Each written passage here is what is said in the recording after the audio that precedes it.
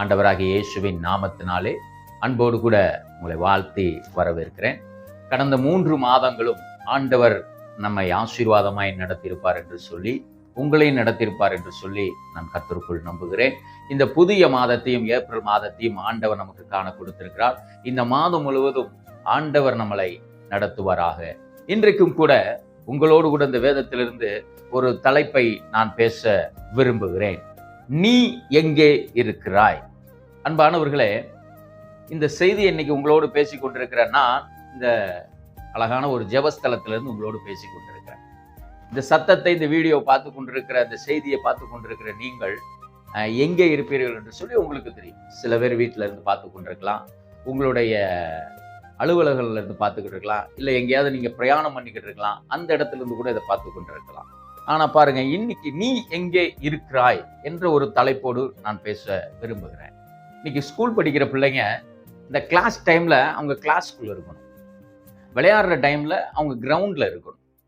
Class டைம்ல அவங்க கிரவுண்ட்ல இருந்தா அவங்க பனிஷ் பண்ணப்படுவாங்க. அதே போல இன்னைக்கு பிசினஸ் பண்றவங்க, ஆஃபீஸ்க்கு வேலைக்கு போறவங்க, அந்த ஆஃபீஸ் டைம்லாம் கரெக்டா ஆஃபீஸ்ல இருப்பாங்க. சரியாக ஒரு 8 மணி நேரம் அவங்க டியூட்டி பார்க்கணும், இல்லை ஒரு 10 மணி நேரம். அந்த சரியாக அந்த டியூட்டி அவங்க முடிக்கும் பொழுதுதான் அவங்களுக்கான அந்த சம்பளம் சரியான முறையில கொடுக்கப்படும். பிரியமானவர்களே, ஒரு சம்பவத்தை உங்களோடு நான் பேசிட்டு அடுத்து இந்த வேதவசனத்துக்கு நேராக நான் கடந்து போக விரும்புகிறேன். சில நாட்களுக்கு முன்னதாக என்னுடைய பையனுடைய ஸ்கூல்ல இருந்து ஒரு அழைப்பு வந்துச்சு. என்னுடைய பேரண்ட்ஸை நீ கூட்டு வரணும் அப்படின்னு. என் பையன் எங்களிடத்துல சொன்ன, என் மனைவி என்ன ஏதாச்சு அப்படின்ட்டு, சரி போய் கேட்போம் அப்படின்னு போகும் பொழுது அவங்க சொன்ன ஒரு காரியம், உங்க பையனும் இன்னொரு பையனும் விளையாடும் பொழுது கீழே விழுந்து இன்னொரு பையனுக்கு முட்டில அடிபட்டுருச்சு, விளையாடும் பொழுது நடக்கிறது சகஜம் தானே அப்படின்னு நினைத்து கொண்டு அவங்க போய் கேட்கும் பொழுதுதான் விவரம் தெரிந்தது. அவங்க விளையாட்டு டைம்ல போய் விளையாட போகல, பிடி பீரியட்ல விளையாடல, அவங்க கொடுக்கப்பட்ட இன்டர்வெல்ல அந்த பிரேக் டைம்ல போய் அவங்க விளையாண்டதாக, அப்பொழுது அடிபட்டதாக அவங்க ஸ்கூல்ல அவங்க பேசியிருக்கிறாங்க. அப்போ அந்த பிரேக் டைம்ல அவங்க விளையாட போனது, உங்க பையங்க போய் உங்க பையனும் இன்னொரு பையன் விளையாட போனது தப்பு அப்படின்னு ஸ்கூல்ல சொன்னாங்க. சரி ஓகே அப்படின்னு, இன்னுமே அந்த டைம்ல நீ விளையாடக்கூடாது அப்படின்னு அவங்க சொல்லி அனுப்பினதாக நான் கேள்விப்பட்டேன். இதுல பாருங்க பிரியமானவர்களே, அப்போ அவன் கிளாஸ் டைம்ல கிளாஸ்ல இருக்கணும், விளையாடுற டைம்ல கிரவுண்ட்ல இருக்கணும். அவங்களுக்கு அது விளையாடுற டைம் கிடையாது. பிரேக் டைம்ல அவங்க இன்டர்வல் பாத்ரூம் போயிட்டு அவங்க கிளாஸுக்கு வந்துடணும். அப்ப அது ஒரு தவறான செயல் என்று சொல்லி அவங்க சொன்னாங்க. சரி பாருங்க, இன்னைக்கும் கூட இந்த வேத புஸ்தகத்துல ஒரு வார்த்தையை நீ எங்கே இருக்கிறாய் என்று சொல்லி, இது நம் தேவனாகிய கர்த்தர் ஆதாமை பார்த்து கேட்ட ஒரு கேள்வி. அதை வாசிப்போம். ஆதியாகமம் புஸ்தகம் 3ஆம் அதிகாரம் 9வது வசனத்தை வாசிக்கிறேன். அப்பொழுது தேவனாகிய கர்த்தர் ஆதாமை கூப்பிட்டு, நீ எங்கே இருக்கிறாய் என்றார். நமக்கு எல்லாருக்கும் தெரிந்ததான ஒரு சம்பவம்.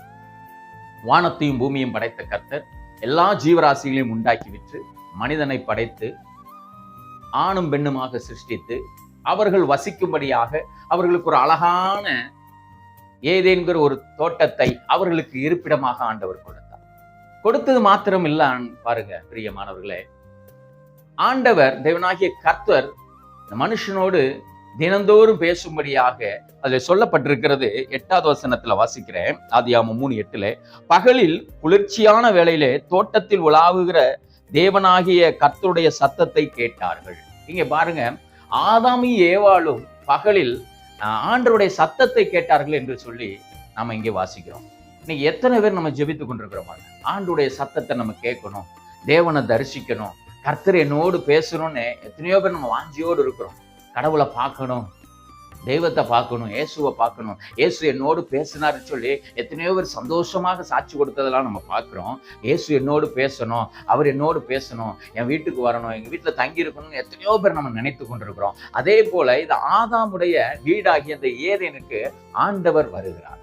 அவர் இன்னைக்கு மாத்திரம் அல்ல, இந்த சம்பவத்தை வாசிக்கும் பொழுது அவர் தினந்தோறும் ஆதாமோடும் ஏவாளோடும் அந்த தோட்டத்திலே உலாவிக் கொண்டு அவர்களோடு சம்பாஷணை பண்ணி கொண்டிருந்தார் என்று சொல்லி இந்த வேதம் சொல்லுது. பல நாட்களாக இது நடந்து கொண்டிருந்தது, பல வருடமாக நடந்து கொண்டிருந்தது. ஆனால் அன்றைக்கு ஒரு நாள் அதே போல தேவனாகிய கர்த்தர் ஆதாமோடும் ஏவாளோடும் பேச வரும்பொழுதுதான் இங்கே நடக்கிறது.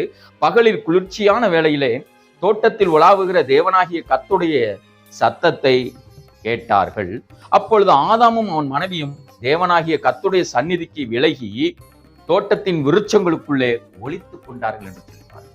பாருங்க, தினந்தோறும் எப்போ வருவார், கடவுள் வருவாரே, வர்ற டைம் சொல்லி ஆவலோடு எதிர்பார்த்து கொண்டிருந்தவர்கள், ஆனா இன்றைக்கு அவருடைய சத்தத்தை கேட்டு தன்னை மரத்துக்கு பின்னாடி, அங்க இருக்கிற மரங்களுக்கு பின்னாடி ஒளித்துக் கொண்டார்கள் என்று சொல்லி வேதம் சொல்லுகிறது. பாருங்க, ஏன் தினந்தோறும் தேவனோடு பேசிக் கொண்டவர்கள் இன்னைக்கு மட்டும் ஒளிந்து கொள்வதற்கான நோக்கம் என்ன? பிரியமானவர்களே, ஏன் ஆதாம் ஏவாளும் தன்னை ஒளித்துக் கொண்டார்கள்? நமக்கு தெரிந்த ஒரு விஷயம். தேவன் செய்யாதே, இதை சாப்பிடாதே என்று சொன்ன அந்த கனியை சாப்பிட்டதுனாலே பாவம் அவர்களுக்குள்ள வந்தது. தேவனுக்கு கீழ்ப்படியாத ஒரு குணம் அவர்களுக்குள்ள வந்தது நிமித்தம் ஆண்டுடைய சமூகத்துக்கு முன்பதாக அவர்களால் நிற்க முடியல, தங்களை ஒளித்துக் கொண்டார்கள். இன்றைக்கும் பாருங்க, அநேகர் பல வேளைகளிலே நாம் தேவ சமூகத்துக்கு நிற்க முடியாதபடிக்கு ஒளித்துக் கொண்டிருக்கிறோம், ஒளிந்து கொண்டிருக்கிறோம். பல வருடங்களுக்கு முன்பதாக எங்களோடு கூட கிராம ஊழியம் பண்ண சகோதரர்கள் எத்தனையோ பேர் இருக்கிறாங்க. இன்னைக்கு எத்தனையோ பேர் அந்த ஊழியத்துக்கு வராதவர்களாக போய் நான் சந்தித்து மீண்டும் ஊழியத்துக்கு வாங்க தம்பி அப்படின்னு கூப்பிடும் பொழுது அநேகர் என்ன செய்ய முடியல, மீண்டும் ஊழியத்துக்கு வர முடியல. நல்ல ஜெபத்துக்கு வந்தவர்கள் ஜெபத்துக்கு வரமாட்டாங்க. நன்றாக ஆலயத்துக்கு வந்தவர்கள் ஆலயத்துக்கு வர முடியாதபடிக்கு தடை பண்ணப்பட்டிருப்பாங்க. காரணம் என்ன என்று சொன்னா, அவங்க எல்லாம் தங்களை ஒளித்து கொண்டார்கள். ஒளித்து கொண்டது காரணம் என்ன என்று சொன்னா, உலகத்தின் பாவங்கள் அவர்களுக்குள்ள இருக்கிறது. ஏன் தேவனுக்கு முன்பதாக அவர்களால நிற்க முடியல என்று சொன்னா, தேவனுக்கு கீழ்ப்படுகிற அந்த குணம் அவர்களுக்குள்ள இல்லை. உலகத்தின் பாவங்கள் அவர்களுக்குள்ள வந்தது நிமித்தம் தேவனை விட்டு பின்வாங்கி போனவர்கள் ஏராளம். அதே போல இந்த ஆதாமும் அப்படித்தான். அவன் தினந்தோறும் தேவனோடு பேசக்கூடியவன் இன்னைக்கு தேவனோடு பேச முடியாதபடிக்கு தன்னை ஒளித்துக் கொண்டான். ஆம் பிரியமானவர்களே, தினந்தோறும் நம்ம ஆண்டவரோடு பேசக்கூடிய ஒரு அனுபவம் நமக்கு இருக்க வேண்டும். ஆண்டவரோடு பேசும் பொழுதுதான் உலகத்தை விட்டு நாம் பிரிய முடியும். உலகத்தை விட்டு பிரிய முடியும் என்ற அர்த்தம் என்ன என்று சொன்னால், உலகத்தின் பாவங்களுக்கும் இச்சைகளுக்கும் நாம் விலகி ஓட முடியும். நாம் ஜெபிக்க வேண்டிய நேரத்துல ஜெபிக்காம இருக்கும் பொழுது உலக காரியங்களை பிசாசு நமக்குள்ள கொண்டு வந்து விடும். ஜெபிக்கிற நேரத்துல ஜெபிக்கணும், வேதம் வாசிக்கிற நேரத்துல வேதம் வாசிக்கணும், சபைக்கு போக வேண்டிய நேரங்களிலே சபைக்கு போக வேண்டும், ஊழியம் செய்யக்கூடிய நாட்களிலே நாம் ஊழியம் செய்ய வேண்டும். நம்முடைய கடமைகளிலிருந்து தவறும் பொழுது தேவனோடு தினந்தோறும் பேசக்கூடிய ஆதாம் இன்னைக்கு பேச முடியாத காரணம் என்ன என்று சொன்னால், அவர்கள் இருவரும் தேவனை விட்டு பிசாசோடு பேச பழகி கொண்டார்கள். இன்றைக்கு உலகத்தோடு அதிகமாக நேரம் செலவழிக்க இன்னைக்கு எல்லாரும் பிரயாசப்பட்டு கொண்டிருக்கிறாங்க. ஆனா கடவுளோடு செலவழிக்கக்கூடிய நேரங்கள் குறைந்து போய்விட்டது. வேதம் சொல்லுகிறது, மேற்குக்கும் கிழக்குக்கும் எவ்வளவு தூரமோ அவ்வளவு தூரமாய் உன்னுடைய பாவங்களை ஆண்டவர் நீக்கி போட்டார் என்று வேதம் சொல்லுகிறது. இன்னைக்கு அப்படி நீக்கி போட்ட பாவங்களை, அவ்வளவு தூரமா இருக்கிற பாவங்களை தேடி மனிதன் நாம் போவது நிமித்தம் தான் தேவனை விட்டு விலகிறோம். பாவத்தின் அருகிலே போகும் பொழுது தேவனை விட்டு நாம் தூரமாகிறோம். அன்பானவர்களே, நமக்கு எல்லாருக்கும் தெரிந்த ஒரு மனிதன் தாவீதை குறித்து உங்களுக்கு தெரியும். தாவீது தேவனுக்கு இருதயத்துக்கு ஏற்றவன் என்று சொல்லி வேதம் சொல்லுகிறது. ஆனா அந்த தாவீதுக்குள்ளேயும் ஒரு தவறு என்று சொன்னால் எல்லாருக்கும் தெரியும். பத்சேபாள் என்ற பெண்ணோடு அவன் செய்ததான தவறு. அதற்கு காரணம் என்ன என்று சொல்லி பார்த்தீங்கன்னா, வேதத்திலே நமக்கு தெரியும். ராஜாக்கள் யுத்தத்துக்கு போக வேண்டிய நாட்களிலே அவன் யுத்தத்துக்கு போகாமல் தன்னோடு இருக்கிற எல்லாரையும் யுத்தத்துக்கு அனுப்பிட்டு, அவன் யுத்தத்துல நிற்க வேண்டிய நாள் அன்று அவன் தன்னுடைய வீட்டின் அரண்மனை மேலே நின்று ஒரு பெண்ணை இச்சையோடு பார்த்தான். அவன் பாவத்திலே விழுந்தான். ஆம் பிரியமானவர்களே, இன்னைக்கு நீங்க எங்கே இருக்கிறீங்க? அவன் யுத்த களத்துல நின்றிருப்பான் என்று சொன்னால் அன்றைக்கு அவன் அந்த பாவத்திலிருந்து விழாமல் தப்பித்திருக்க முடியும். இன்றைக்கும் கூட நீங்கள் ஜெபிக்க வேண்டிய நேரத்துல ஜெபிங்க. தேவனோடு நம்முடைய நேரங்களை நாம் செலவழிக்கும் பொழுது பாவங்களுக்கு நாம் விலகி ஓட முடியும், அசுத்தத்துக்கு விலகி ஓட முடியும், உலக காரியங்களுக்கு விலகி ஓட முடியும், பிசாசுக்கு விலகி நாம் ஓட முடியும். அல்லேலூயா. இன்றைக்கு நீங்க எங்க இருக்கிறீங்க? இந்த வீடியோ பார்த்து கொண்டிருக்கிற நீங்களும் நானும் எங்க இருக்கிறோம்? கர்த்தரோடு இருக்கிறோமா? பகலிலே குளிர்ச்சியான வேளையிலே ஆதாமோடு ஏவாளோடு உலாவின கர்த்தர் மீண்டும் ஆதாமோடு ஏவாளோடு பேசதான் அவர் வந்தார். ஆனா அவரோடு பேச முடியாதபடிக்கு இவங்க தான் ஒழித்துக் கொண்டார்கள். இன்னைக்கு கர்த்தர் நம்மளை தேடி வருகிறார், நம்மளோடு பேச, நம்மளோடு உறவாட. உங்களுடைய ஜெப நேரத்துல ஆண்டவர் சரியாக உங்க வீட்டுக்கு வந்துருவாரு. நீங்க ஜெப அறையில எப்ப கூடி நீங்க ஜெபிக்கிறீங்களோ, ஆராதிக்கிறீங்களோ, உங்க சபையா இருக்கலாம், உங்க ஜெபஸ்தலமா இருக்கலாம், உங்க வீடா இருக்கலாம், நீங்க ஜெபிக்கிற நேரத்துல தினந்தோறும் ஆண்டவர் உங்களோடு பேச அவர் ரெடியா வந்துடுறாரு. ஆனா அவரோடு பேச முடியாதபடிக்கு நாம் தான் என்ன செய்து விடுகிறோம்? நம்மை ஒழித்துக் கொள்கிறோம். இன்றைக்கு ஒழித்துக் கொள்கிற அனுபவம் நமக்குள்ள இருக்கிறா? ஒளிந்து கொள்கிற அனுபவம் இருக்கிறதா? அதிலிருந்து வெளியே வருவோம். நம்முடைய குற்றங்களை, நம்முடைய பாவங்களை தேவ சமூகத்துல அறிக்கை செய்யும் பொழுது ஆண்டவர் நம்மளை ஆண்டோடைய சமூகத்துக்கு முன்பதாக நம்மளை நம்ம வெளிப்படுத்த முடியும். தேவனுக்கு முன்பதாக நிற்க முடியும். கர்த்தருக்கு முன்பதாக யார் நிற்பார்? சுத்த இருதயம் உள்ளவன் மாத்திரமே தேவனுக்கு முன்பதாக நிற்க முடியும். இன்றைக்கு இந்த சத்தத்தை கேட்கிற நீங்களும் நானும் எங்கே இருக்கிறோம்? நீங்க எங்கே இருக்கிறீர்கள்? கர்த்தரோடு இருக்கிறீர்களா, இல்ல கர்த்தரை விட்டு விலகி இருக்கிறீர்களா? நம்முடைய பாவத்தை விட்டும் தேவனை விட்டு ஒழித்து கொண்டிருக்கிற அந்த அனுபவத்தை விட்டு வெளியில வாருங்க. எதுல உங்களை மறைச்சு கொண்டிருக்கிறீங்க? அன்னைக்கு ஆதாம் ஏவாளும் செய்த பாவங்கள், சாப்பிடக்கூடாது என்ற விருட்சத்தின் கனியை எடுத்து புசித்தார்கள். அதே விருட்சத்தின் பின்னாடி அவர்கள் ஒழித்துக் கொண்டிருந்தார்கள். இன்னைக்கும் கூட நாம் எதுல தவறி விழுந்திருக்கிறோமோ அதிலே நம்ம ஒழித்துக் கொண்டிருக்கிறோம். அந்த பாவத்தை விட்டு வெளியில வாருங்க. கர்த்தருக்கு முன்பதாக வந்து நில்லுங்க. நம்ம செய்த தவறிலிருந்து வெளியே வரும் பொழுதுதான் கர்த்தருக்கு முன்பதாக நிற்க முடியும். ஆமென்.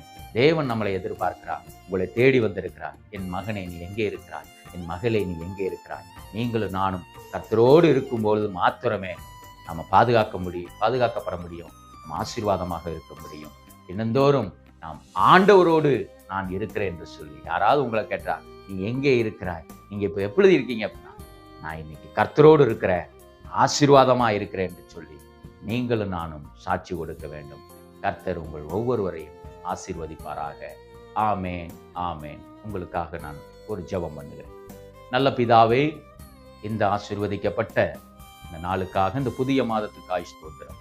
இந்த மாதத்தின் இந்த வார்த்தையின்படி நீ எங்கே இருக்கிறாய்? ஆண்டவரே, நீங்கள் ஒவ்வொருவரும் எங்களை பார்த்து கேட்கிற ஒரு கேள்வி. நாங்கள் அனுதினமும் உம்மோடு இருந்து கனி கொடுக்கிறவர்களாக உலகத்தின் பாவங்களுக்கு விலகி கர்த்தரோடு இணைந்திருக்க எங்களுக்கு உதவி செய்யும். இந்த செய்தியை கேட்ட ஒவ்வொருவரையும் ஆசீர்வதியும்.